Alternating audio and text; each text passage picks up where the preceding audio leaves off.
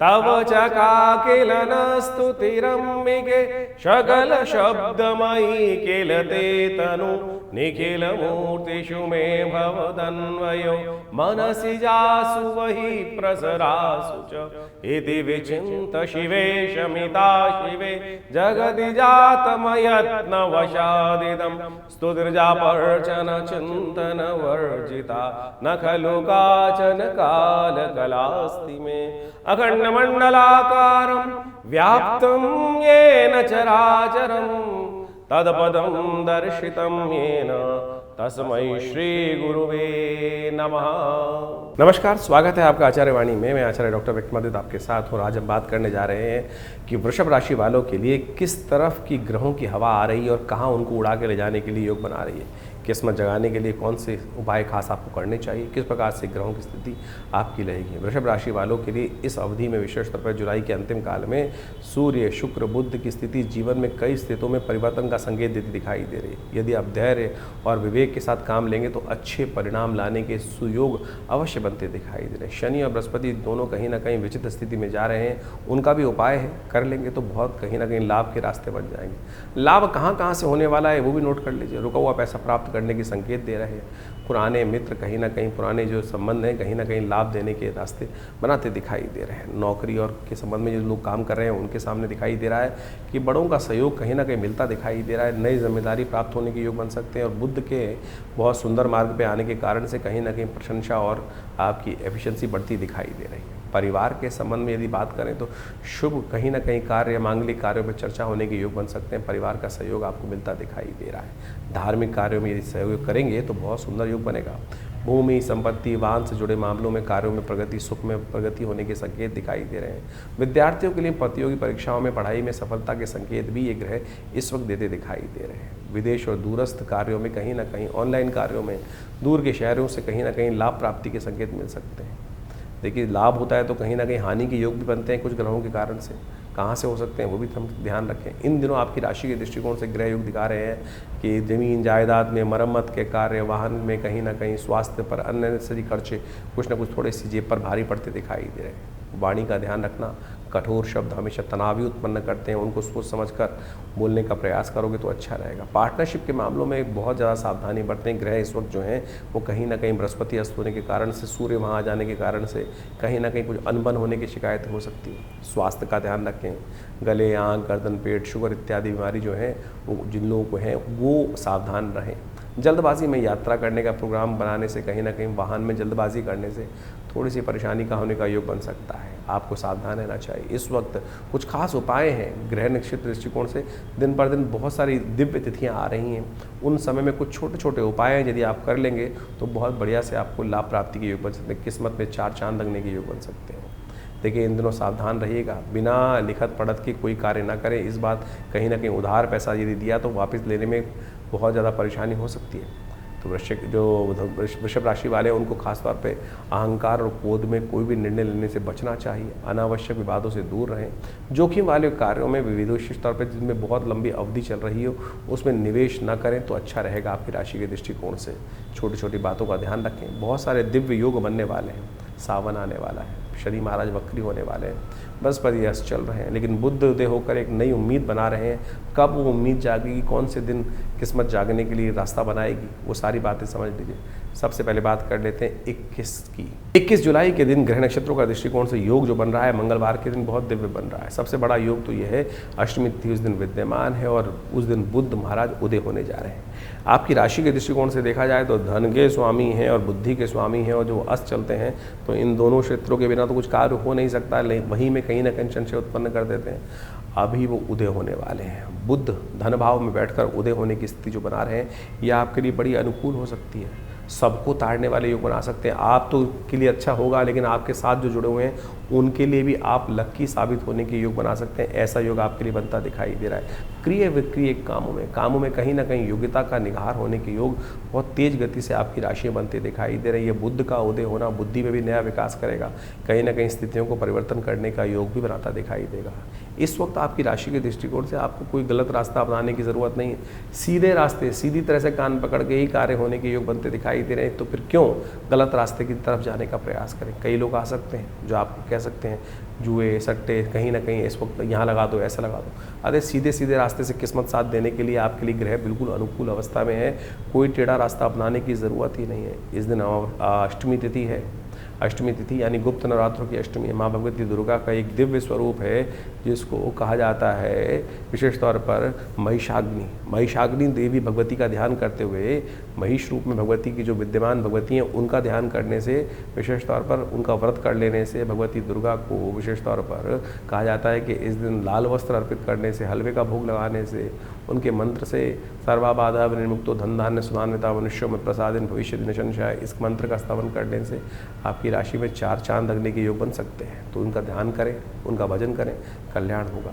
22 तारीख बुधवार का अवसर, नौमी तिथि विद्यमान है और भड्डली नौमी लेकर योग आई है, गुप्त नवरात्रि लेकर आई है ये तिथि विशेष तौर पर। और कहा जाता है इस दिन महालक्ष्मी का व्रत किया जाता है। शास्त्र के दृष्टिकोण से महाभारत के अंदर ये वर्णन है कि इस दिन विशेष तौर पर इंद्रावती देवी का, इंद्रा जो है, जो ऐन्द्री देवी हैं, उनका ध्यान करते हुए उनका व्रत कर लेने से भगवती महालक्ष्मी प्रसन्नता हो जाती हैं। जो ऐरावत पर जो आरूढ़ भगवती हैं ऐरावती देवी, उनका स्तवन कर लेने से समस्त अनिष्टों को दूर करने के योग बन जाते हैं। ग्रह नक्षत्र क्या करने जा रहे हैं? ग्रह नक्षत्रों के दृष्टिकोण से इस वक्त योग जो है थोड़ा सा कहीं ना कहीं स्वास्थ्य के मामले में अननेसेसरी की चिंताएं मन में उत्पन्न करता दिखाई दे रहा है।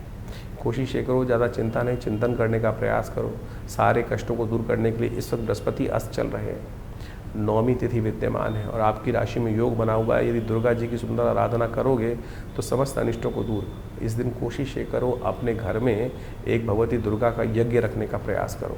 आने वाले भविष्य में ये यज्ञ आपकी किस्मत को जगाने के योग बना देगा। तो इसलिए दिव्य योग में अवश्य दुर्गा सप्तशती का यज्ञ, दुर्गा के मंत्रों का यज्ञ आपको अवश्य करना चाहिए। और विशेष तौर पे हमने तो विशेष आश्रम में ये बड़ा कार्यक्रम रखा है, उसमें आप सादर आमंत्रित हैं। 22 जुलाई को गुप्त नवरात्रि का अंतिम दिवस है और गुप्त नवरात्रि का अंतिम दिवस भड्डली नौमी के रूप में विद्यमान होता है। ये भड्डली नौमी समस्त अनिष्टों को दूर करने का योग बनाती है। अनसूज साया आखिरी माना जाता है और इसके बाद शुभ मुहूर्त समाप्त हो जाते हैं, फिर 4 महीने तक कोई मुहूर्त नहीं रहता है। और ऐसे में भड्डली नौमी का योग जो है गुप्त नवरात्रि का अंतिम दिवस भी माना जाता है। इस दिन ऐन्द्री व्रत भी कहा जाता है।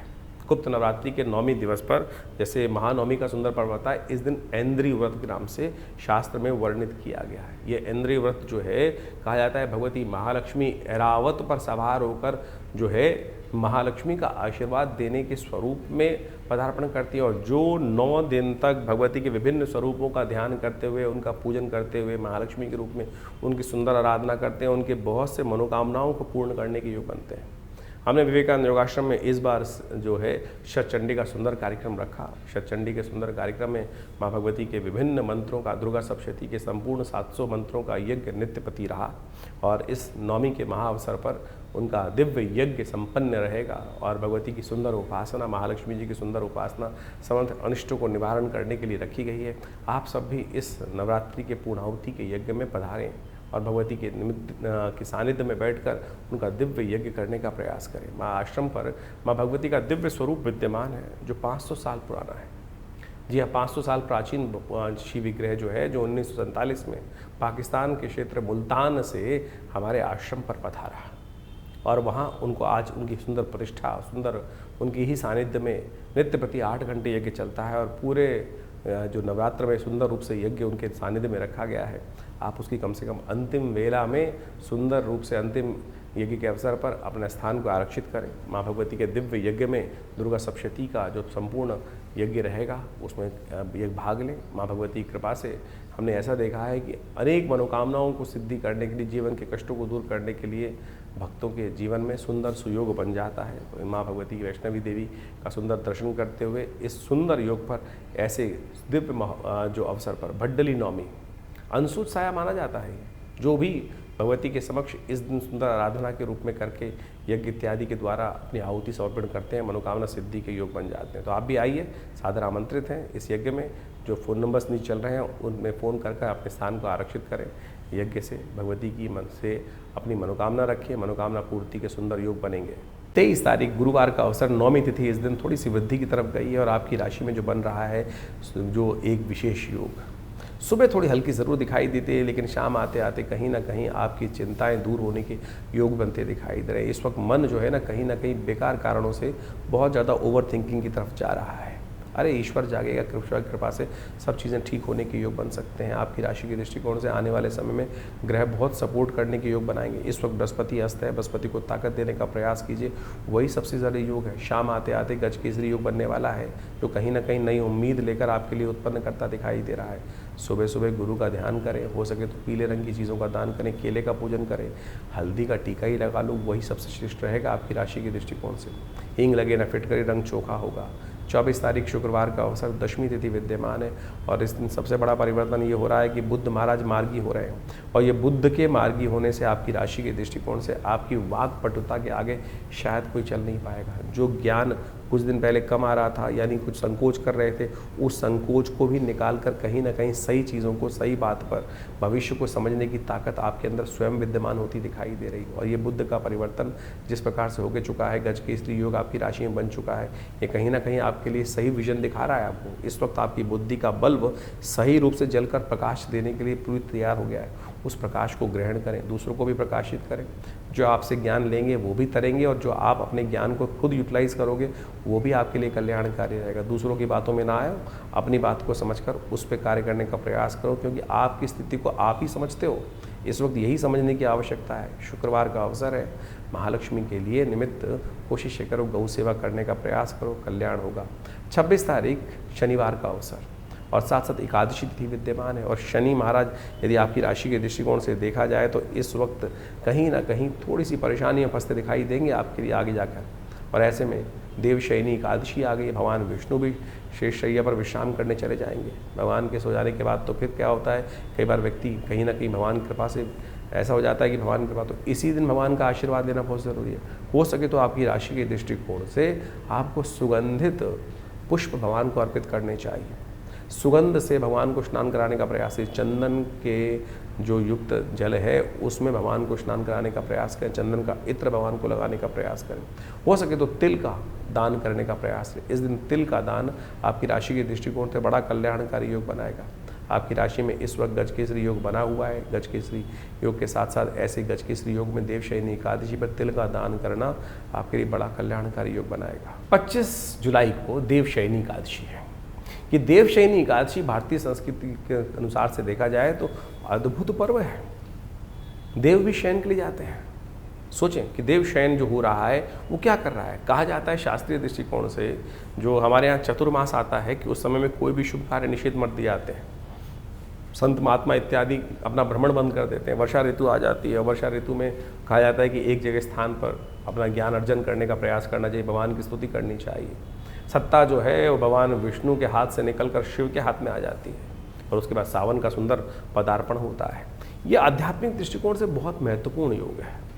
कहा जाता है कि इस दिन भगवान विष्णु जो हैं वो शेष नाग पर कहीं ना कहीं 4 महीने के लिए विश्राम के लिए चले जाते हैं। देव शयन हो जाता है। समस्त शुभ कार्य शास्त्र में निषेध कर दिए जाते हैं। विवाह इत्यादि, मुहूर्त इत्यादि, दुकानों के मुहूर्त, घर के मुहूर्त, मूर्ति प्रतिष्ठा, जो भी कहीं ना कहीं नए नए कार्य आरंभ करने हैं, वो सब कहीं ना कहीं गृह आरंभ तक रुक दिए जाते हैं। नींव का पूजन तक रुक दिया जाता है। गृह प्रवेश तक कहीं ना कहीं शास्त्र में निषेध कर दिया जाता है। फिर दिवाली के 11 दिन बाद जब देव उठनी एकादशी आती है, उसके बाद से समस्त शुभ कार्य आरंभ करने के योग बनते हैं। लेकिन कहा जाता है कि ये समय बड़ा एक बार आध्यात्मिक दृष्टिकोण से बड़ा शुभ होता है।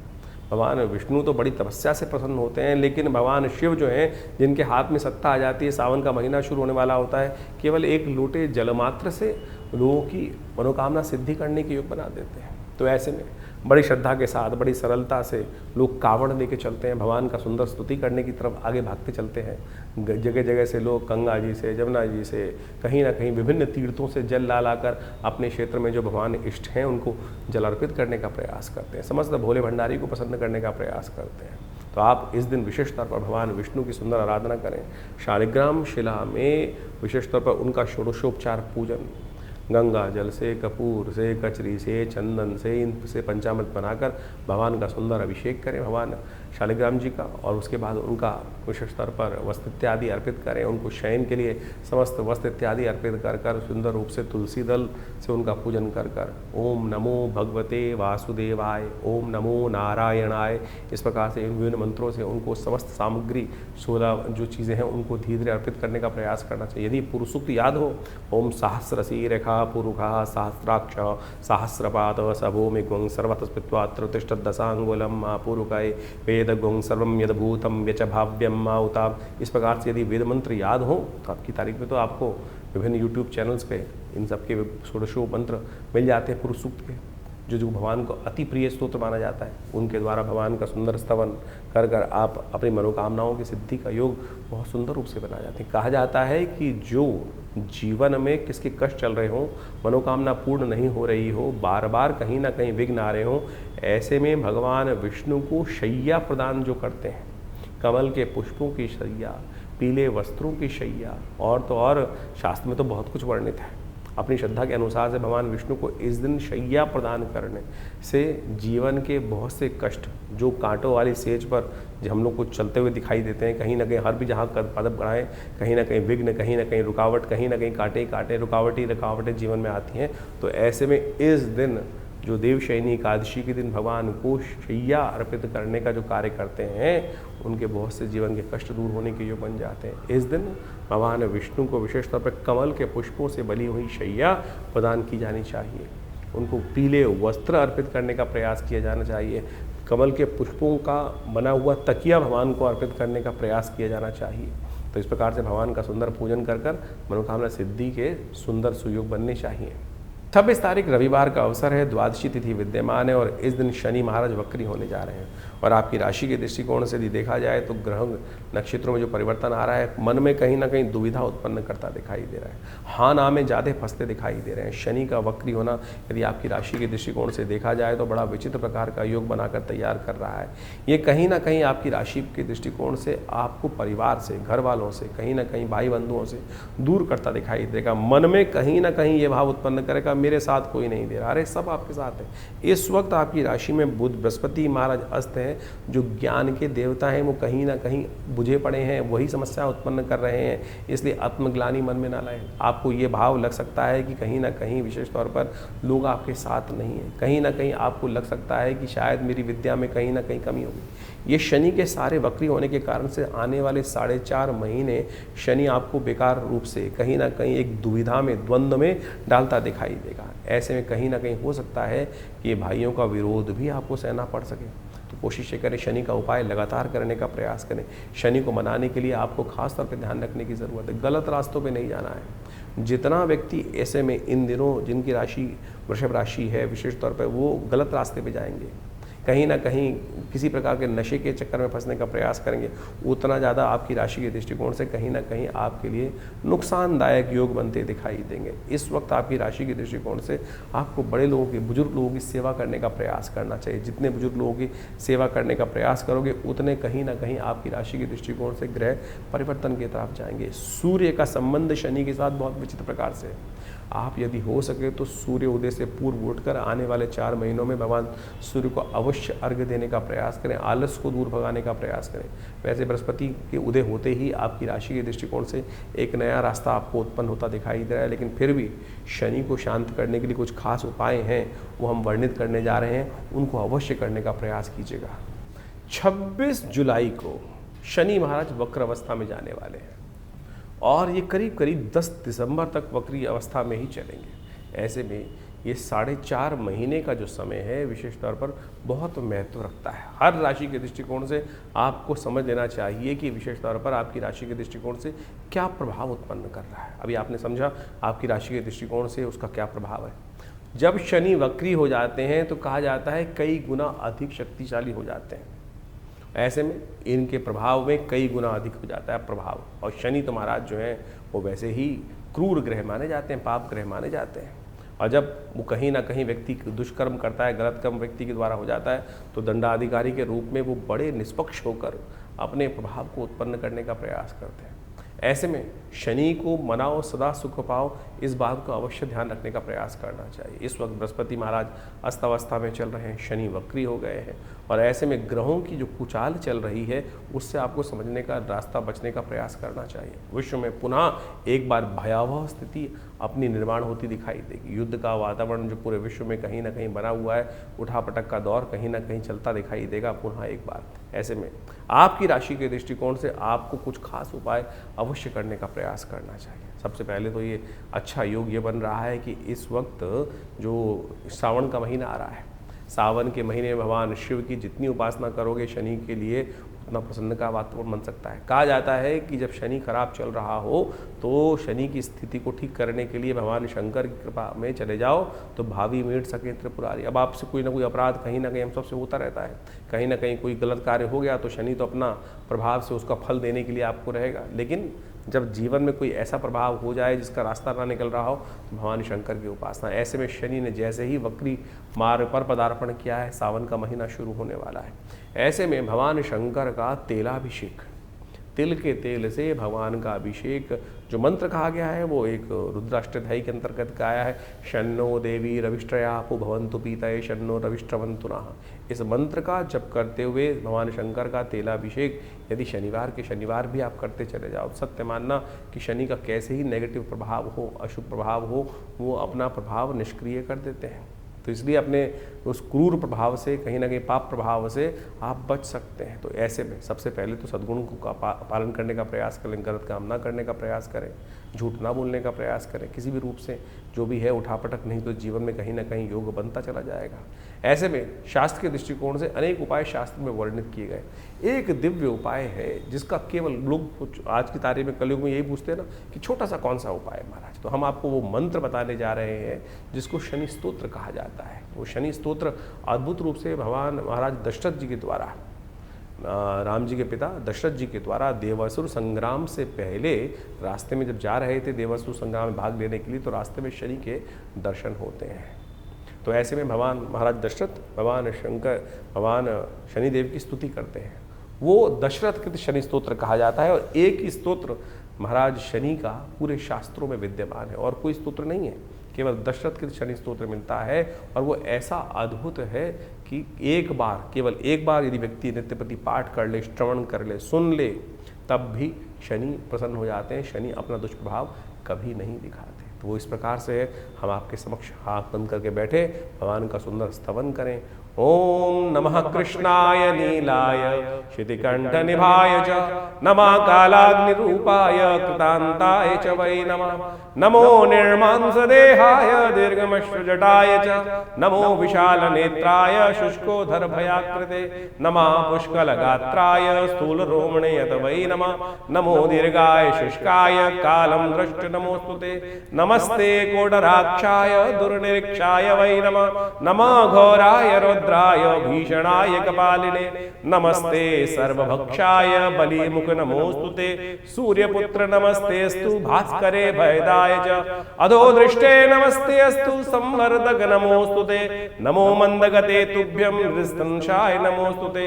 तपसा दग्धदेहाय नित्यं योगरताय च नमो नित्यं क्षुधार्ताय अतृप्ताय च वै नमः। ज्ञानचक्षु नमस्तेस्तु कश्यपात्मज सूनवे तुष्टो ददासि वैराज्यं रुष्टो हरसि तत्क्षणात्। देवासुरमनुष्याश्च सिद्धि विद्याधरोरगा त्वया विलोकिता सर्वे नाशं यान्ति समूलता। प्रसादं कुरु मे देव वराहोऽहम् उपागता एवं अस्तु तदा सौरिग्रहराजो महाबला। ये इस प्रकार से शनि स्तोत्र है। यदि इसका एक बार नित्य प्रति श्रवण कर ले, एक बार, और इसका यज्ञ कर लिया जाए तो कहने ही क्या है। तो इस स्तोत्र का नित्य प्रति यदि आप एक बार श्रवण करते चले जाए, हमने आपके समक्ष ये कह के दिखा दिया है, सुना के दिखा दिया है, तो यदि आप केवल इसको भी सुन लें नित्य प्रति, धीरे धीरे आप उसको अच्छे से याद भी कर सकते हैं। सत्य माने हमने ऐसे ऐसे दिव्य लोग देखे जिनकी कुंडली में भयावह स्थिति शनि की बनी हुई थी, दशा भी चल रही थी, 7.5 भी चल रही थी, और ऐसे में उनको दिव्य शनि स्तोत्र का पाठ करने को कहा गया। और जब देखा कि वो कब शनि आया, कब शनि चला गया, उसका कोई प्रभाव, एक नया पैसा खर्च नहीं। लोग हज़ारों रुपए खर्च करके बहुत सारे अनुष्ठान, बहुत सारी चीज़ें, पता नहीं कौन कौन से नग पहनाने की बात करते हैं। ये शनि का दिव्य स्तोत्र ऐसा है कि जिसका आप नित्य प्रति पाठ कर लें, सत्य माने आपके जीवन से कष्ट दूर हो जाएंगे। इसके अलावा विशेष तौर पर हनुमान चालीसा अपने आप में एक साबर मंत्र है। हनुमान जी को तो विशेष तौर पर शनि का जी के द्वारा दिया गया आशीर्वाद है। जब रावण के दासत्व से शनि को भगवान हनुमान जी ने मुक्त कराया, तब आशीर्वाद दिया शनि ने, कहा कि जो आपके भक्त होंगे महाराज उनको कभी मैं कष्ट नहीं दूंगा। तो यदि आप हर शनिवार को इन 4.5 महीनों में हनुमान जी को चूल्हा चढ़ा दें, हनुमान जी को देसी घी का सिंदूर मिलाकर चूल्हा चढ़ा दें और साथ में हनुमान चालीसा का एक पाठ कर दें, तब भी आपके जीवन में शनि महाराज का नेगेटिव प्रभाव नहीं होगा। बहुत सीधे साधे उपाय हैं। हींग लगे ना फिटकरी, रंग चोखा हो, और आप पता नहीं कहाँ कहाँ भ्रमित होकर लाइनों में लगकर पता नहीं क्या क्या स्थिति में करते चले जाते हैं। तो आप इसको अपनाने का प्रयास करें। और यदि स्वास्थ्य खराब चल रहा हो, क्योंकि शनि जब वक्री होते हैं तो कहीं ना कहीं एक्सीडेंट का योग भी बना देते हैं, और ऐसे में कहीं ना कहीं शरीर में आदि व्याधि कहीं ना कहीं कुछ समस्याएं उत्पन्न करने के योग बनाते हैं। तो ऐसे में आपको जब शनि वक्री चल रहे हों तो हर करीब महीने में एक बार अपने वजन के बराबर सतनाजे का दान, 7 अन्न का दान अवश्य करने का प्रयास करना चाहिए। उसमें काली उड़द जरूर होना चाहिए। कोशिश ये करें 7 अन्न ले ले, चावल, गेहूँ, कहीं ना कहीं इन सब में काला उड़द 7 अन्न मिलाकर एक साबुत काला उड़द जरूर डालने का प्रयास करें। और फिर किन्हीं गरीब आदमियों को अवश्य, जो जरूरतमंद व्यक्ति हों उनको अवश्य दान करने का प्रयास करें। ये आपके लिए अद्भुत रूप से कार्य करेगा, समस्त करिष्टों को दूर करने का योग बनाएगा। तो आप इन उपायों को कर इन 4.5 महीनों में आप तमाम शनि के दुष्प्रभावों से बच सकते हैं। इसके साथ साथ एक दिव्य प्रयोग और भी है। इस शनि के मंत्र से सिद्ध किया हुआ ये काला धागा आप अपने उल्टे पैर में धारण कर लीजिए। ये शनि का दिव्य उपाय है। भारतीय संस्कृति के अनुसार से जो जिसको कहा जाता है कि शनि के मंत्र से सिद्ध करा हुआ ये धागा आपकी समस्त प्रकार से रक्षा करने का दिव्य उपाय। शास्त्र में अनादिकाल से लोग कहीं ना कहीं धागे बांधते आए हैं, लेकिन शनि का धागा पैर में बांधने का प्रयास किया जाना चाहिए, क्योंकि शनि सबसे पहले चाल बिगाड़ते हैं। जब चाल बिगड़ती है तो चरित्र अपने आप कहीं ना कहीं बेढंगा होता चला जाता है। तो ये दिव्य धागा शनि का जो है, शनि के मंत्र से सिद्ध करा हुआ है। यदि आप अपने उल्टे पैर में बांध दें, जिस घर में कोई बच्चा है, अब दिन भर बच्चा कहीं ना कहीं घूमता रहता है, कभी गाड़ी, कभी घोड़ा, कभी मोटरसाइकिल, कभी स्कूटर, और हर रोज आपकी अगर राशि में शनि का बुरा प्रभाव चल रहा है तो कैसे उसकी रक्षा कर सकते हैं। दिव्य ये शनि का एक रक्षा कवच के तौर पर ये कार्य करेगा। तो आप कोशिश ये करें, इसको किसी जातक के उल्टे पैर में, स्त्री चाहे पुरुष, बांध लें तो शनि से बहुत सारी चीज़ों से रक्षा करने के दिव्य रास्ते अपने आप प्राप्त हो सकते हैं। तो ऐसे छोटे छोटे उपाय आप जो को वर्णित किए हैं, तो आप 4.5 महीने में इस शनि के नेगेटिव प्रभाव से अवश्य बचने का प्रयास करेंगे तो शनि की कृपा से बहुत सारी रक्षा के रास्ते आपको अवश्य प्राप्त हो जाएंगे। 27 तारीख मंगलवार का 27 तारीख सोमवार का अवसर त्रयोदशी तिथि विद्यमान है। रवि योग को लेकर आती दिखाई दे रही है त्रयोदशी, लेकिन आपके मन में शंकाओं का दौर कुछ ज़्यादा चलता दिखाई दे रहा है। इस वक्त आपकी राशि के दृष्टिकोण से कई फालतू बातें आपके मनोमस्तिष्क में, लोगों की बातें, छोटी छोटी बातें आपको अननेसेसरी परेशान करती दिखाई दे रही हैं। विचारों में ना फंसे। इस वक्त बृहस्पति के अस्त होने के कारण से बेकार के विचार कुछ ज़्यादा ही आपके मनोमस्तिष्क में आपको 2 नावों में पैर रखते हुए दिखाई दे रहे हैं, उनको त्यागने की ज़रूरत है। अरे चीज़ें छोड़ो, रवि योग है, चीज़ों को आरंभ करने के लिए स्थितियों को बहुत सुंदर रूप से आप समझ के कार्य करने का प्रयास करेंगे तो बहुत अच्छा रहेगा। देखिए, भगवान विष्णु शेषशैया पर विश्राम कर रहे हैं। सत्ता, संसार की सत्ता शिव के हाथ में आ गई। सोमवार का अवसर है, सुबह सुबह थोड़ा दूध लेकर भगवान शंकर का अभिषेक कीजिए। त्र्यंबकम यजामहे सुगंधिम पुष्टिवर्धनम उर्वारुकमिव बंधना मृत्योर्मुक्षीमामृता। इस बात का ध्यान करते हुए, उनका स्तवन करते हुए जीवन के शुद्ध लक्ष्य को पहचानने का प्रयास कीजिए। शिव का आशीर्वाद मिलेगा, सब कल्याण होने के योग बनेंगे। 28 तारीख मंगलवार का अवसर चतुर्दशी और पूर्णिमा तिथि का योग बन रहा है। ग्रह परिवर्तन करते हुए बहुत सुंदर रूप से शाम आते आते आपके लिए एक नई बहार आने के योग आपकी राशि बनते दिखाई दे रहे हैं। इस दिन शाम के समय पूर्णिमा का योग बनेगा। शाम के समय जब चांद निकलेंगे तो पूर्ण चमकते हुए चांद आपके जीवन में उपस्थित करते दिखाई देंगे, नई रोशनी उत्पन्न करते दिखाई देंगे। शाम के समय थोड़ी देर चांद की रोशनी में अवश्य बैठने का प्रयास कीजिएगा। आपकी राशि वो राशि है जहाँ चांद आते हैं तो उच्च के हो जाते हैं। तो इस वक्त चंद्र की रोशनी में जाकर एक नई उम्मीद, जो दिन में आपको थोड़ा सा डिप्रेसिंग मौसम है, शाम आते आते चंद्र की रोशनी में कहीं ना कहीं पॉजिटिविटी उत्पन्न होते दिखाई देगी। मंगलवार का अवसर है। हनुमान जी के मन में भी यही भाव था, कहीं ना कहीं हम तो कुछ कर ही नहीं सकते हैं, लेकिन जैसे ही जामवंत, हमने अभी आपको बताया आपकी राशि के दृष्टिकोण से बुजुर्गों की सेवा, शनि महाराज इन दिनों आपकी राशि के दृष्टिकोण से वक्र स्थिति में चले गए हैं। जितने बड़ों की बात मानकर आप कार्य करने का प्रयास करोगे, बड़े आपको सही दिशा दिखाएंगे, आपके गुरु आपको सही दिशा दिखाएंगे। गुरु का सानिध्य लेने की ज़रूरत है। और इस वक्त गुरु कौन है? हनुमान जी महाराज। और जय जय जय हनुमान गोसाई कृपा करहु गुरुदेव की नाही, तो उनका सानिध्य लेने का प्रयास कीजिए।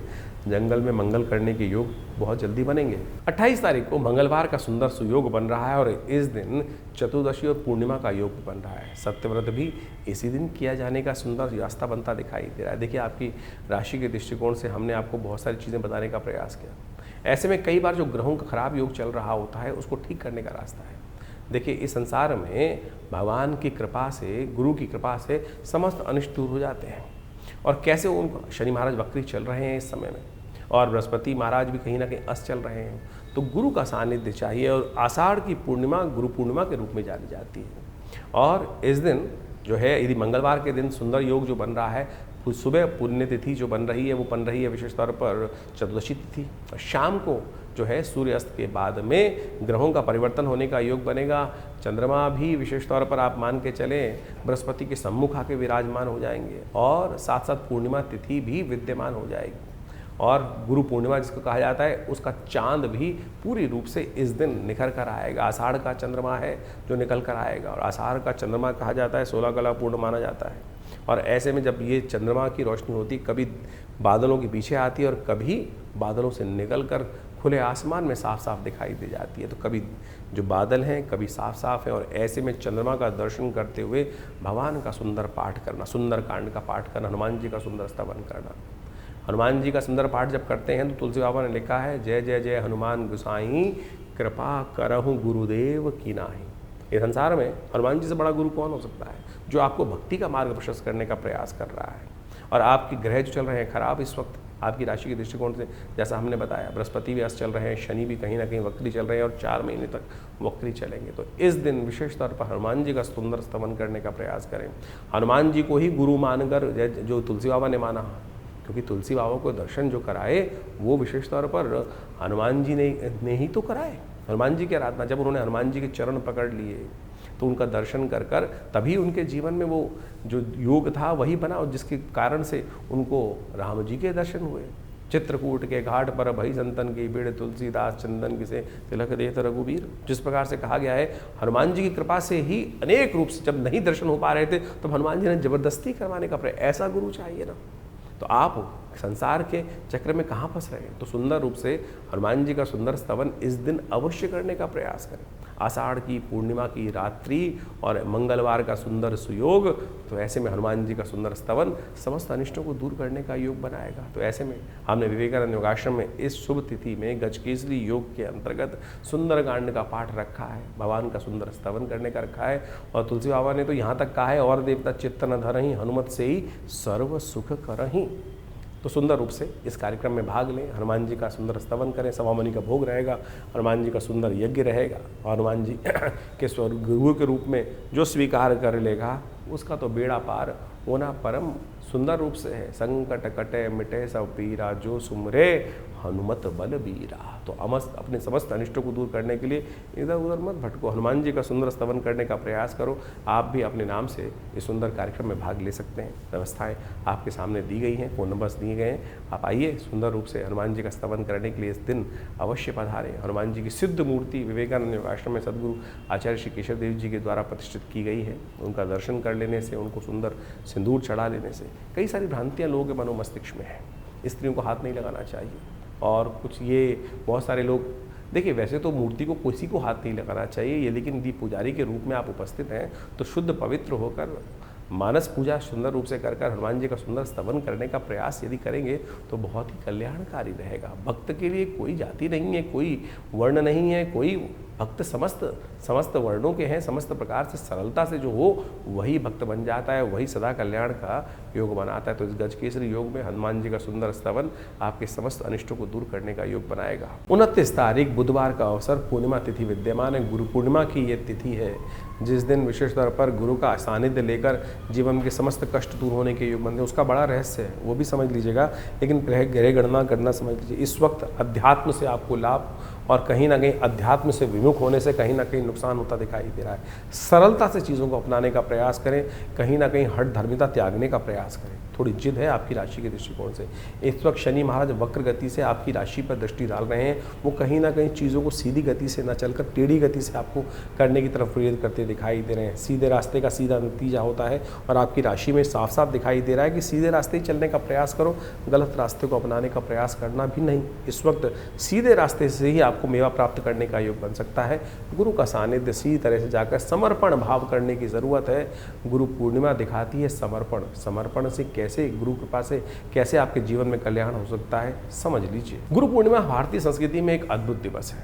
आषाढ़ मास की पूर्णिमा के दिन गुरु पूर्णिमा का योग बनता है और भारतीय अध्यात्म संस्कृति में कहा जाता है कि जिस व्यक्ति ने अपने जीवन में गुरु नहीं बनाया तो उस जीवन में उस व्यक्ति के द्वारा कोई भी शुभ कार्य करने का अधिकार उसको मिलता नहीं है।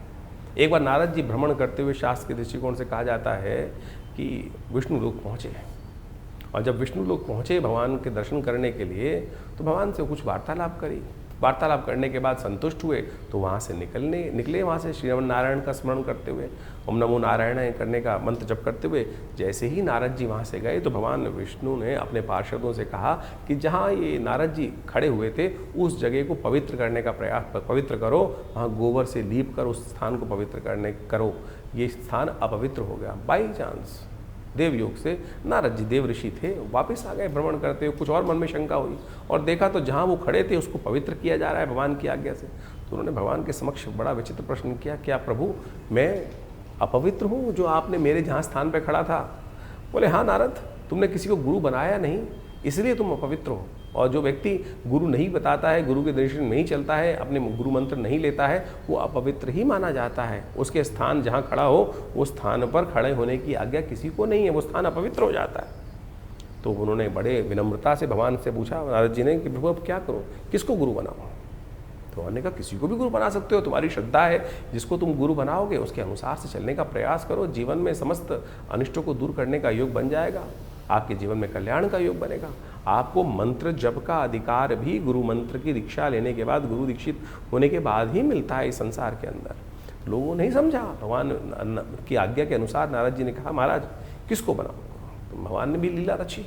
भगवान ने लीला इस प्रकार संसार को ज्ञान देने के लिए रची। कहा जाता है भगवान ने कहा नारद तुम पृथ्वी लोक पे जाओ और जो सबसे पहले व्यक्ति मिले उसी को अपना गुरु मानो और फिर उनसे दीक्षित होकर उनका मंत्र जप करके उन्हीं से आगे जीवन की दशा लेने का प्रयास करो। फिर आओगे तो फिर पवित्र माने जाओगे। नारद जी भूलोक आते हैं और वहाँ मृत्यु लोक में उनको सबसे पहले एक व्यक्ति जिसके दर्शन होते हैं प्रभु की माया थी। वो दर्शन होते ही एक व्यक्ति, गाँव का व्यक्ति, गरीब व्यक्ति रास्ते में जा रहा था, चप्पल उसने सिर पर रखी हुई थी और अब भगवान की आज्ञा थी, सबसे पहले उन्हीं के दर्शन हुए तो उन्होंने ही नमन किया महाराज। अब भगवान की आज्ञा के अनुसार से, भगवान की माया के अनुसार से उन्होंने को नमन किया और कहा महाराज आप मुझे आपको मैं अपना गुरु धारण करना चाहता हूँ। तो सीधे साधे व्यक्ति ने कहा कि महाराज मेरे की क्या बिसात, मैं आपको शिक्षा दूँ? आप तो स्वयं इस सुंदर स्वरूप में विद्यमान है, मेरी क्या बिसात? लेकिन बोले नहीं मेरी इच्छा है, मैं आपसे ही दीक्षित हूँ। तो उन्होंने उनसे दीक्षा ले ली। जो मंत्र दिया उस मंत्र को उन्होंने ले लिया। उस मंत्र को जप करने के लिए जो भी बना, उसके बाद भगवान घूमते घामते फिर पहुँचे भगवान विष्णु के पास। भगवान विष्णु से उन्होंने कहा कि प्रभु आपकी आज्ञा के अनुसार से मैं मंत्र दीक्षित ले आया। बोले नारद जी किससे दीक्षा ली आपने?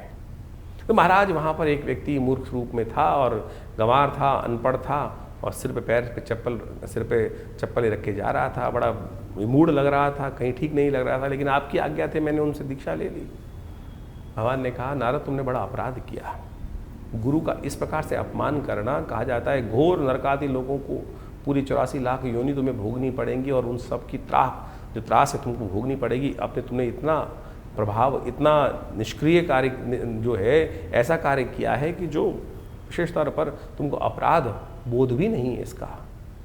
नारद जी ने क्षमा मांगी कि प्रभु क्या करूं अब? बोले तो अब गुरु के सानिध्य में ही जाओ और वो जो बताएं उस कार्य को करने का प्रयास करो, तब जाकर इस जो 84 की योनि का जो चक्र है उससे निकल सकते हो। नहीं तो तुमको 84 लाख योनि भोगनी पड़ेंगी, उसमें जीवन निर्वाह करना पड़ेगा। फिर उस काल को भोग के बाद ही तुम हमारे दर्शन के लिए आ सकते हो। अब नारद जी को पटक दिया गया।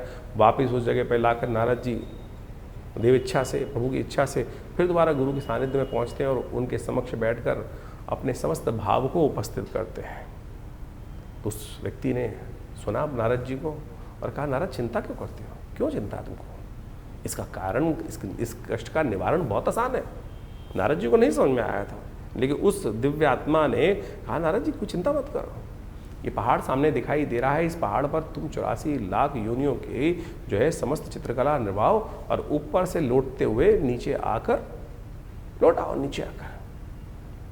नारद जी को बड़ा आश्चर्य हुआ कि इस व्यक्ति ने मुझे इतना दान बताया और कहा कि पूरा ऊपर से लेकर उन 84 लाख योनियों के नाम लिखकर समस्त व्यवस्था बनाई और फिर लौटते लाटते ऊपर से लेटते हुए नीचे आते हुए उन सब में भोगते हुए, उनको कहा जाता है कि वो समस्त 84 लाख योनि भोगने के बाद पुनः पहुँचे और वो जो श्राप था, जो अपराध किया था, उससे निवृत्त हुए। तो जो कहा गया ना, गुरु गोविंद दोनों कड़े काके लागू पाऊँ, बलिहारी गुरु आपनो जिसने गोविंद दियो मिलाए। ये शास्त्र में कथा इसलिए वर्णित की गई है कि आप सदमार्ग पर उस सरलता से प्राप्त कर सकते हैं गुरु के सानिध्य में। तो आप कोशिश ये करें, अपने जीवन में गुरु मार्ग मंत्र का अवश्य जप करने का प्रयास करें। भगवान से मिलने का मार्ग भी गुरु निर्देशित कर सकते हैं। तो आप बड़े बड़े चमत्कार हैं गुरु मंत्र के, शास्त्र में जो वर्णित हैं उनको हमें जीवन में देखने का प्रयास करना चाहिए। जीवन के कष्ट, इस संसार के कष्ट गुरु मंत्र के द्वारा है। कबीर जैसे संतों ने भी, जिनको कहा जाता है कि वो अध्यात्म में फंसते ही नहीं थे, वो तो विशेष तौर पर कहा जाता है कि जिस प्रकार से राम को भी उपासना करने का मंत्र जो उन्होंने जपा, जिस प्रकार से उनको नास्तिकवाद की बात की जाती है, उन्होंने भी रामानंद जी के चरणों में लेटकर उनके मुख से जो राम नाम निकला उसको ही गुरु मंत्र मानकर दीक्षित होकर उनका जप करने का प्रयास किया। अब लोगों ने उस मंत्र दीक्षा को भी नहीं समझ पाए तो कहानी के रूप में तो आप सत्य माने कुछ और लोग मान देते हैं। भ्रांति उत्पन्न करना बड़ा आसान है, सरलता जीवन में मार्ग पे चलना बड़ा मुश्किल माना जाता है। इसलिए कोशिश ये करें, इस कथा के माध्यम से हमने गुरु मंत्र की दीक्षा का, गुरु का चमत्कार आपके समक्ष रखने का प्रयास किया है। मंत्र दीक्षा बड़ी चमत्कारी होती है। मंत्र दीक्षित लेने के बाद सत्य माने वो जागृत मंत्र ही आपका कार्य करेगा, नहीं तो जपते रहो मंत्र, लाखों मंत्र, हजारों मंत्र लोग जपते रहते हैं लेकिन वो कार्य नहीं करते। कारण है मंत्र दीक्षित नहीं है। जिस व्यक्ति ने वो स्वयं मंत्र गुरु ने जपा ना हो, उस मंत्र को देने का अधिकार भी किसी व्यक्ति के पास नहीं होता है। तो अनेक अनेक प्रकार के मंत्र हैं, शास्त्रों में लाखों मंत्र विद्यमान हैं। आपके लिए कौन सा योग्य है, कौन सा मार्ग आपके लिए चलना श्रेष्ठ है, किस मार्ग पर चलकर आपको सफलता मिलेगी, किस मार्ग पर चलना आपके लिए भारी हो सकता है, वो आपकी योग्यता के अनुसार गुरु ही बता सकते हैं। तो इसलिए भारतीय संस्कृति में गुरु के जो है, जिसको कहा जाता है अंधकार से प्रकाश की तरफ जाने का, ज्ञान का मार्ग दिखाने वाली जो दिव्य आत्मा है वो गुरुजन कही जाते हैं। इसलिए उनकी जो है दीक्षा हमें अवश्य लेने का, उनका सानिध्य अवश्य लेने का प्रयास करना चाहिए। अब एक अपवाद और भी है इसके साथ साथ कि गुरु कितने बनाए जाए। अनेक गुरु बना सकते हैं आप, अनेक गुरुओं की कोई बात। दत्तात्रेय भगवान ने इस संसार में उपस्थित होकर 24 गुरु बनाए, जिससे जहां जो शिक्षा मिले उसको अपने गुरु के रूप में, सदगुरु के रूप में आप स्थान देने का प्रयास करें। कोई इसमें भांति नहीं है। भ्रांति ये करने का प्रयास करते हैं। आज तो बाजार बन गया है, आज तो ये संसार हो गया, गुरुआ तू गलियां फिरे घर घर कंठी देत। आज तो मंत्र माइक के द्वारा दीक्षाएं मंत्र दे दी जाती हैं, तो वो गुरु मंत्र नहीं हुआ। आप गुरु बनाते हैं व्यक्ति को जहां मेरे मन की शंकाओं हो, मैं सीधा जाकर उनके पास बैठ के, उनके सानिध्य में बैठकर उनसे वो मंत्रणा कर कर अपने जीवन के उस लक्ष्य की जहां कष्ट आ रहा है बात करके दूर कर सकूं। लेकिन ऐसे स्थितियों में जिनके दर्शन करने भी दुर्लभ है, फोटो में ही दर्शन हो सकते हैं, टीवी पे ही दर्शन हो सकते हैं, फिर वो मंत्र दीक्षा क्यों? आपको भटकने की आवश्यकता नहीं। प्रभु स्वयं आपके जीवन में उस व्यक्ति को उपस्थित कर देते हैं। दत्तात्रेय भगवान ने रास्ते में चलते चलते दीक्षा प्राप्त करी। वैश्य तक को गुरु माना, श्वान तक को गुरु माना, अग्नि तक को गुरु माना, वायु तक को गुरु माना। आपकी सरलता की आवश्यकता है। एकलव्य का कथा आपके समक्ष उपस्थित है, कहीं नहीं भटके। गुरु द्रोण के पास जाने की उनके सामर्थ्य नहीं थी, क्योंकि वो राजकुमारों को दीक्षा देने के लिए कटिबद्ध थे, वो बाहर दे ही नहीं सकते थे। ऐसा नहीं कि गुरु द्रोण ने नहीं देना चाहा, लेकिन वो कटिबद्ध थे, वो राज्य आज्ञा से बंधे हुए थे कि राज्य पुरुष, क्योंकि वहां पर वो जिस प्रकार से उन्होंने शपथ ले रखी थी कि मैं केवल राजपुरुषों को ही, अर्जुन को ही सर्वश्रेष्ठ धनुर्धर बना के भीष्म के समक्ष उन्होंने प्रतिज्ञा ली थी ये बात। लेकिन एकलव्य ने ऐसा उदाहरण उपस्थित किया कि गुरु की मूर्ति बनाकर ही उन्हीं से समस्त दीक्षा मूर्ति के माध्यम से ही ले ली। तो साध्य जो है, जो साधक है, उसको अपनी साधना पर चलने के लिए उस साध्य की तरफ जाना है। साध्य तो हर जगह अवेलेबल है, हर जगह उपस्थित है जो साध्य है, जिसको करना है। आपको अपनी साधना को दृढ़ करने के लिए विश्वास चाहिए, तो इस विश्वास को जगाने का प्रयास करो। गुरु पूर्णिमा वो पर्व है जो आपके मन की उन शंकाओं को दूर करने का प्रयास करती है। तो इस गुरु पूर्णिमा पर अवश्य मंत्र दीक्षा लें, गुरु का सानिध्य लेने का प्रयास करें।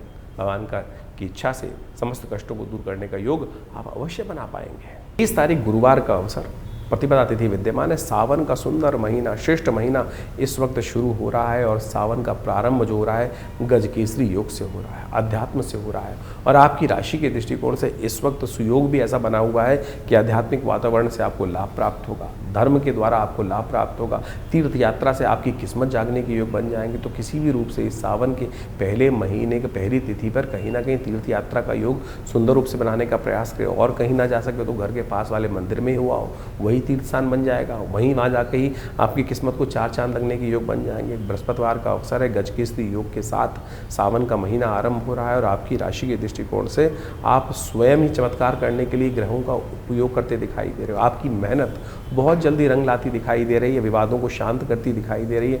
ऐसा योग आपकी राशि में बनता दिखाई दे रहा है। 30 तारीख से सावन का सुंदर महीना शुरू हो रहा है और इस समय में जब भगवान विष्णु शेषशैया पर विश्राम में चले जाते हैं और समस्त राज सत्ता जो है भगवान शिव के हाथ में आ जाती है, शिव को प्रसन्न करने के अद्भुत दिन होते हैं। ये 30 दिन का सावन मनोकामनाओं को सिद्धि करने का योग बनाता है। चाहे जीवन में कैसे ही कष्ट हो, चाहे आकांक्षाएं हो, कैसी आकांक्षा हो, इस संसार में मनुष्य रूप में ही आप जन्म लेकर उन इच्छाओं को, आकांक्षाओं को, उन मन के भावों को, मनोकामनाओं को सिद्धि करने का योग बना सकते हो। और किसी रूप में नहीं जाके, किसी संसार में किसी और योनि में न जाकर आप मनोकामनाओं को पूर्ण करने का योग नहीं बना सकते, इस मनुष्य रूप में बना सकते। सावन का वो सुंदर महीना है, जिसने भी भगवान शिव को भजा है उनकी समस्त मनोकामनाएं सिद्धि करने के सुंदर सुयोग प्राप्त हो जाते हैं। जल से यदि मन में संतुष्टि चाहते हो, तुष्टि चाहते हो, तो भगवान शंकर का अभिषेक जल से इस सावन के महीने करने का प्रयास करो। यदि समृद्धि चाहते हो तो कहा जाता है कि दूध के द्वारा अभिषेक करने से पुष्टि प्राप्त करने के योग बन जाते हैं। और यदि जीवन में समस्त संपदाओं का सुख चाहते हो, वाहन, घर, घोड़ा इत्यादि समस्त प्रकार की निधियाँ चाहते हो, तो रुद्री के अंदर कहा गया है कि दही के द्वारा भगवान का अभिषेक करने का प्रयास करना चाहिए। यदि ग्रहों का अशुभ प्रभाव चल रहा हो तो कहा जाता है कि भगवान का अभिषेक भस्म के द्वारा करने का, भस्माभिषेक जो होता है ना, उसके द्वारा करने का हमें प्रयास करना चाहिए। उससे जीवन के सत्य के प्रति हमारी आकर्षण शक्ति बनती है, सही रूप से मंत्र की सिद्धि प्राप्त करने का योग बन जाता है। यदि धन, वैभव, इन सब की प्राप्ति करना चाहते हो तो कहा जाता है कि भगवान का सुगंधित गंध के द्वारा, गंधोदक के द्वारा, इत्र के द्वारा भगवान का जो अभिषेक करता है उसकी मनोकामना सिद्धि का सुंदर सुयोग बन जाता है।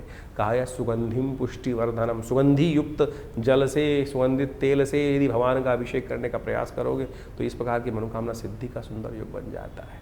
यदि आपकी शत्रु बाधाएं आपको बहुत परेशान कर रही हैं तो तेल के द्वारा भगवान का सुंदर अभिषेक इस सावन के महीने में हमें करने का प्रयास करना चाहिए। ये मनोकामना सिद्धि को पूर्ण करने के लिए अद्भुत योग बनाकर आपकी राशि में इस प्रकार से हजारों औषधियाँ हैं। शहद के द्वारा, पुष्पों के द्वारा, मट्ठे के द्वारा, इच्छू रस के द्वारा, गन्ने के रस के द्वारा, दूध के द्वारा और तो और अनार के रस के द्वारा, विभिन्न औषधियों के द्वारा अनेक मनोकामनाओं की सिद्धि के लिए समय समय पर लोग यज्ञ इत्यादि रुद्राभिषेकात्मक यज्ञ करने का सुंदर प्रयास करते हैं जीवन के समस्त कष्टों को दूर करने के लिए। यदि स्वास्थ्य संबंधी समस्या चल रही हो तो कहा जाता है कि दूध के द्वारा भगवान शंकर के महामृत्युंजय मंत्र का जप करते हुए इस सावन के महीने में यदि अनुष्ठान किया जाए तो भगवान की कृपा से कैसी ही दिव्य कोई परेशानी हो जो कहीं ना कहीं ठीक ना हो रही हो, उसके भी ठीक होने के रास्ते प्राप्त हो जाते हैं। तो हमने विवेकानंद योगाश्रम में इन पूरे 30 दिनों में, सावन के पूरे 30 दिनों के लिए नित्यपति शाम को रुद्राभिषेक रखा है। सामूहिक तौर पर समस्त भक्तगण एकत्र होकर भगवान शंकर का रुद्राष्टाध्यायी के द्वारा नित्यपति भगवान का अभिषेक विवेकानंद योगाश्रम में हम हमारे द्वारा स्वयं समस्त भक्तों के साथ मिलकर किया जाएगा। भगवान का बड़ा दिव्य,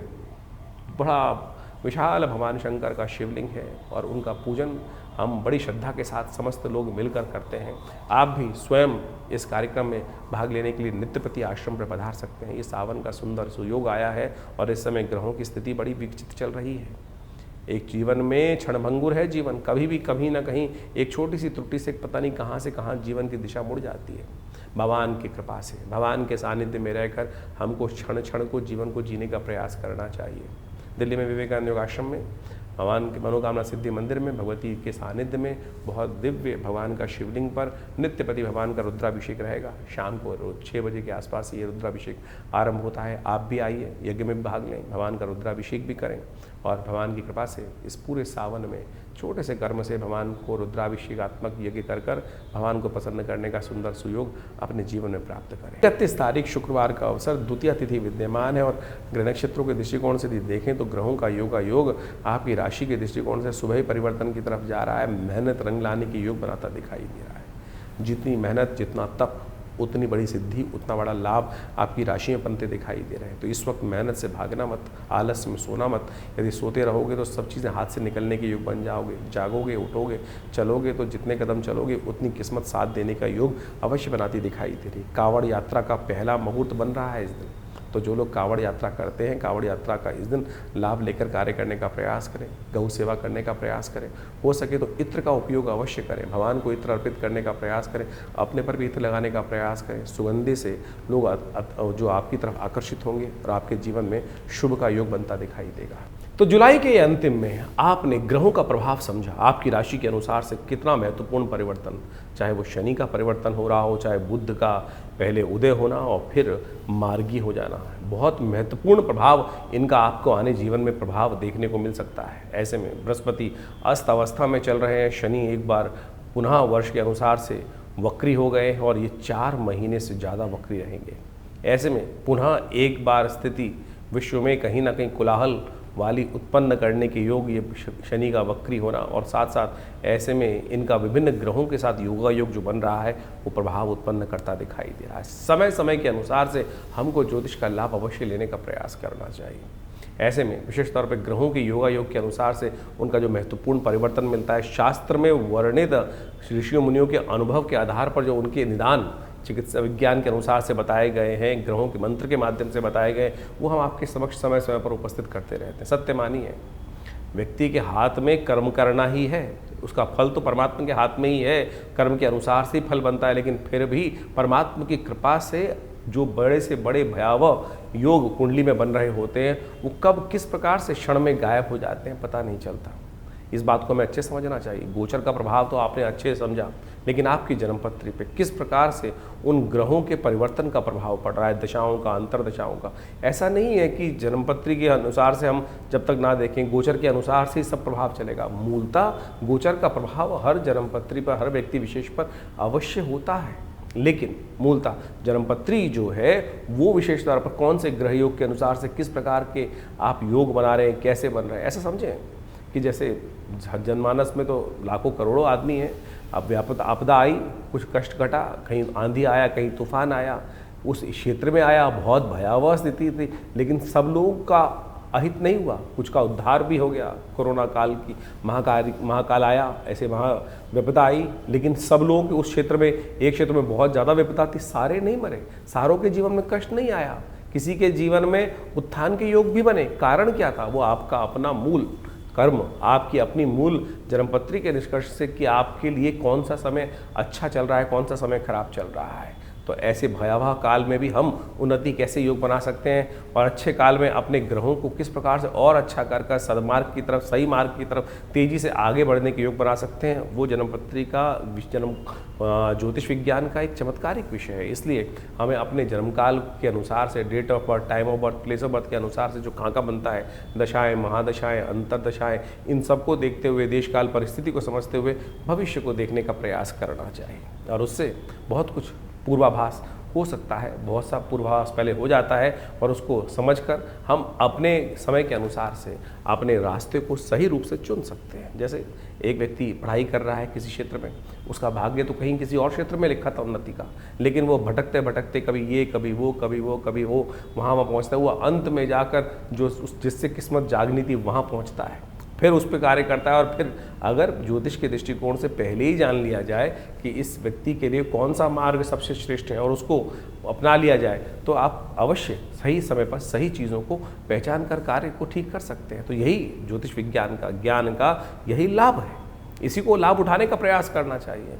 सकल पदार्थ है जगमाही कर्महीन पुरुष पावत नाही। तुलसी बाबा ने ऐसे ने कर्म ज्योतिष विज्ञान जो है वो वास्तविक तौर पर ज्ञान के अनुसार से विज्ञान के अनुसार से शोध कर ऋषियों का कर्म है और उन्होंने इतना सुंदर सिद्धांत बना के रखा। तो उसको आपको लाभ उठाने का प्रयास करना चाहिए, चीज़ों को समझने का प्रयास करना चाहिए और ज्ञानवान लोग सही समय को पहचान कर उसके अनुसार से कार्य जो कर लेते हैं तो जीवन में बहुत जल्दी भाग्योदय के योग बन जाते हैं। हर कोई यही पूछना चाहता है कि भाग्योदय कब होगा, वो आपका जन्म बताएगा, समय बताएगा कब भाग्योदय होने की चांसेस हैं, कैसे हम अपने समय को सदुपयोग में लगाएं, सही कार्य करें। और ऐसे में तो बहुत सारे अच्छे अच्छे योग बन रहे हैं इस समय में। अभी आप मान देखें गुप्त नवरात्रि का योग इसमें आरंभ हुआ इस जुलाई के अंतिम में, और उसके बाद जो सुंदर योग बन रहा है देवशयनी एकादशी के बाद श्रावण का सावन के महीने का सुंदर सुयोग बनकर आया है। कहा जाता है भगवान विष्णु जब शेषशय्या पर विश्राम के लिए चले जाते हैं तो समस्त सत्ता जो है शिव के हाथ में आ जाती है। ऐसे में शिव की सुंदर आराधना कर भगवान का नित्यपति रुद्राभिषेक कर अपने बहुत से जीवन के कष्ट आप जो जिसको कहा जाता है रुद्रा अभिषेकात्मक यज्ञ जो है उसको कर आप सही रूप से भगवान की कृपा प्राप्त कर सकते हैं। भगवान तो एक लोटे से प्रसन्न हो जाते हैं जल के। तो आप कोशिश ये करें इन समस्त जो आपको रास्ते बताए हैं उनको समझें, उनके द्वारा जीवन में सही मार्ग को चुनने का प्रयास करें। और विवेकानंद योगाश्रम में इस अवसर पर कई सारे समय पर कार्यक्रम होंगे, उनके बारे में हम आपको अवगत समय पर कराते रहते हैं। आइए साथ में भगवान का आराधना करने का सुंदर सुयोग बनाएं और जीवन के कष्टों को दूर करने का बड़ा सुंदर मार्ग बड़ी जो सरलता से हमारे जीवन में प्राप्त हो सकता है। फिर क्यों भटकें इधर उधर। तो इसलिए कोशिश ये करें सही मार्ग को चुनने का प्रयास कीजिए, भगवान की कृपा से कल्याण होगा, समस्त जीवन के कष्टों को दूर करने का सुयोग बनेगा। हमारे विवेकानंद योगाश्रम के माध्यम से हमने बहुत सारी पुस्तकों का प्रकाशन किया है, क्या क्यों कैसे और कब, चमत्कारों की कुंजी, इसके साथ देखिए क्या कहते हैं सपने, और चमत्कारिक योग मुद्रा विज्ञान, और तो और ऐसे ऐसे विषय हैं, मानो या ना मानो। ये ऐसे अद्भुत पुस्तकें हैं कि जिनके माध्यम से आप बहुत सारे रहस्यों को जीवन में समझ सकते हैं। अब इस पुस्तक के बारे में बात करें, क्या क्यों कैसे और कब, जीवन में क्या करें क्या ना करें, खाना कब खाएं कब ना खाएं, पानी कैसे पिएं कब ना पिएं। आज आप सोशल मीडिया पे इतनी भरमार हो गई है, हर कोई अपने अपने अनुसार से आपको चीज़ों को समझाने का प्रयास कर रहा है। कोई कहता है सुबह उठते पानी पियो, कोई कहता है मत पियो, क्या तो कोई कहता है क्यों पियो, पानी भी विकार उत्पन्न करते हैं। कितना पानी पीना चाहिए, कब नहीं पीना चाहिए, ये योग विज्ञान के माध्यम से भारतीय संस्कृति में इतनी सुंदर तरह से बताया गया है। आज इतनी विचित्र विडंबना हो गई है कि सबके सब कहीं ना कहीं कुछ ना कुछ निर्दिष्ट करते चले जा रहे हैं। कोई एक व्यक्ति कुछ बोलता है, कोई कहता है दूध पीना चाहिए, कोई कहता है दूध नहीं पीना चाहिए, कोई कहता है पानी कितना पीना चाहिए। हमने इस पुस्तक के माध्यम से, योग विज्ञान के माध्यम से ऊषा पान विधि कही गई है। 100 अंजुलि पानी पीने के लिए शास्त्र में विधान कहा गया, पानी किस प्रकार से पीना चाहिए और कैसे पिएं, कब ना पिएं, कौन से महीने में क्या खाएं क्या ना खाएं। यहाँ तक भारतीय संस्कृति, अभी वर्षा ऋतु चल रही है, वर्षा ऋतु के अनुसार से शास्त्र में कहा जाता है कि भैया सावन हर्रे भादो तिक्त, सावन में हरी सब्जी नहीं खानी चाहिए, हरी जो पत्ते वाली सब्जी है उसको खाने से परहेज करना चाहिए। और उसको आज से नहीं, अनादिकाल से भारतीय संस्कृति में इन सब सिद्धांतों को बता दिया गया था। और तो और यज्ञ विज्ञान कैसे आपके जीवन में लाभ दे सकता है, और बहुत सारी और समस्या, नज़र लग जाए कैसे उसको दूर करें, इस सब संबंध में इन पुस्तकों में हमने अद्भुत रूप से इन समस्त ज्ञानों को देने का प्रयास किया है, इन सब बातों को चर्चा करने का प्रयास किया है। तो आप इनके विषय को यदि ये समझेंगे तो इतने सुंदर तरीके से मुख कैसे धोएं, पानी कितना पिएं, स्नान कब करना चाहिए, स्नान कैसे करना चाहिए। भारतीय संस्कृति में स्नान के बारे में सबसे पहले स्नान करना, पानी डाल के आ गए, ये तो स्नान नहीं हुआ ना। स्नान किस प्रकार से किया जाए, कैसे आपके बहुत सारे घमौरिया इत्यादि बहुत सारी और समस्या स्किन की डिजीज आती है, यदि सही रूप से स्नान कर लिया जाए तो कहा जाता है कि बहुत सारी स्किन की समस्याएं उस स्नान से ही ठीक हो सकती हैं।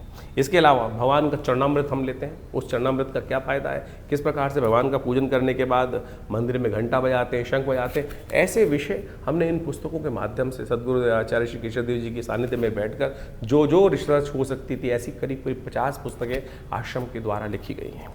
मानो या न मानो, स्वप्न विज्ञान की एक ऐसी चीज़ है कि स्वप्न विज्ञान, सपनों में क्या दिखाई दिया, हम सबको सपने आते हैं और हम कई बार भयग्रस्त हो जाते हैं कि सपना देखा, ये कुछ अशुभ होने वाला है, शुभ होने वाला है। कौन सा सपना क्या प्रभाव उत्पन्न करता है, अ से लेकर पूरा अंतिम वर्णावली के साथ कौन कौन से शब्द के अनुसार से कौन सी चीज़ आपने देखी है। सड़क देखी है, सपने में सांप देखा है, कहीं धन देखा है, हवा देखी है, आंधी देखी है, प्रेत देखी है, पित्रात्मा देखे हैं, उन सब का क्या प्रभाव है, क्या वो आपके लिए को भयग्रस्त कर रहे हैं?